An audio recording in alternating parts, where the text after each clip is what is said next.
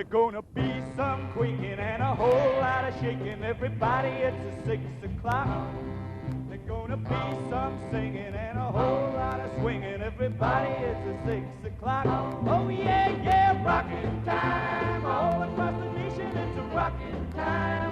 Swinging the station, it's a rockin' time. Everybody rockin', rockin' on the ABC. Oh yeah, yeah, yeah, rockin' time. A whole lot of shaking, it's a rockin' time. A whole nation winking, it's a rockin' time. With everybody rockin', rockin' on the ABC. In the 60s, there was 6 o'clock rock, there was Commotion, afternoons on Saturdays, there was GTK, which was even a rougher, bluesy kind of show they used to play for about 5 minutes before the national news on Channel 2 in the early 70s. But then you had colour TV explode onto the scene, you had Countdown come onto the scene 6 o'clock till 7 on Sunday nights and repeated 6 o'clock on Saturdays.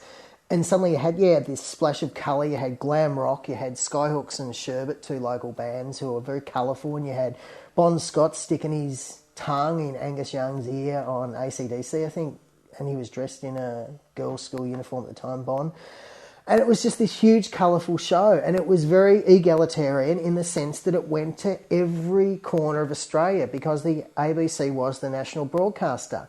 And it wasn't a show that just kids in Melbourne saw and just kids in Sydney saw. You saw it in Bunbury, you could see it in Penguin, you could see it in Bundaberg. Everyone saw it, so it was very egalitarian. And you wonder why there is no Countdown now. You think, well, there's Rage. Rage is on the national broadcaster 12 till 6. So if you want to see your clips, if you want to see your indie clips, your local bands, you generally see them.